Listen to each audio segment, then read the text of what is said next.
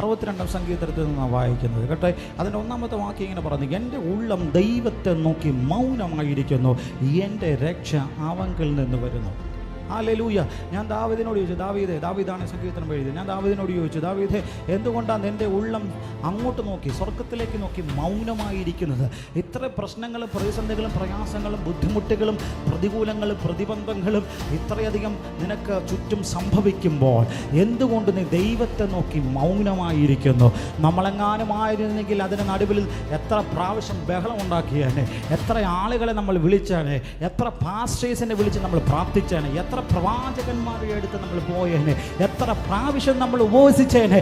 21, 40, 7, 3 പല പ്രാവശ്യം നമ്മൾ ഇരുന്നേനെ. എന്നാൽ ഇവിടെ വചനം പറയുന്നു, ദാവീദ് പറയുന്നു, ഇത്രയധികം പ്രശ്നം എൻ്റെ ചുറ്റിനും സംഭവിക്കുമ്പോൾ ഞാൻ എൻ്റെ ദൈവത്തെ നോക്കി മൗനമായിരിക്കുന്നു. ഹല്ലേലൂയ. ഇന്ന് പകൽക്കാലം ആത്മാവ് കൈമാറുന്നു. നിനക്ക് ചുറ്റും പ്രശ്നങ്ങൾ സംഭവിച്ചോട്ടെ, നിനക്ക് ചുറ്റും പ്രയാസങ്ങൾ ഉണ്ടായിക്കോട്ടെ, നിനക്ക് ചുറ്റും ബുദ്ധിമുട്ടുകൾ സംഭവിച്ചോട്ടെ, നിനക്ക് ചുറ്റും പ്രതിബന്ധങ്ങൾ ഉണ്ടായിക്കോട്ടെ, നിനക്ക് ചുറ്റും പ്രതികൂലങ്ങൾ ഉണ്ടായിക്കോട്ടെ, എന്നാൽ അതിന് നടുവിൽ ദൈവത്തെ നോക്കി മൗനമായിരിക്കാൻ ഇന്ന് പകൽക്കാലം ആത്മാവ് നിന്നെ ഹേമിപ്പിക്കുന്നുണ്ടെങ്കിൽ, ഇന്ന് പകൽക്കാലം ആത്മാവ് കൈമാറുന്നു.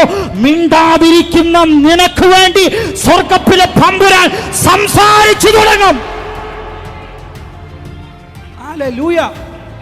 മനുഷ്യൻ സംസാരിക്കുന്നതിനേക്കാൾ, നിന്റെ കൂട്ടുകാർ സംസാരിക്കുന്നതിനേക്കാൾ, നിന്റെ അപ്പൻ നിനക്ക് വേണ്ടി സംസാരിക്കുന്നതിനേക്കാൾ, നിന്റെ അമ്മ നിനക്ക് വേണ്ടി സംസാരിക്കുന്നതിനേക്കാൾ, നിന്റെ കൂട്ടുകാർ നിനക്ക് വേണ്ടി സംസാരിക്കുന്നതിനേക്കാൾ, നിനക്ക് ആരൊക്കെയുണ്ടോ, നിനക്ക് എവിടൊക്കെ പിടിപാടുണ്ടോ, അവരൊക്കെ നിനക്ക് വേണ്ടി സംസാരിക്കുന്നതിനേക്കാൾ എൻ്റെ ദൈവം നിനക്ക് വേണ്ടി സംസാരിച്ച, എൻ്റെ ദൈവം നിനക്ക് വേണ്ടി ഇടപെട്ട, എൻ്റെ ദൈവം നിനക്ക് വേണ്ടി നിന്റെ കാര്യത്തിനകത്ത് ഇടപെട്ട ഇന്ന് പകൽക്കാലം എന്നേക്കുമായി അതിന്റെ നാളികളിൽ വീഴുതൽ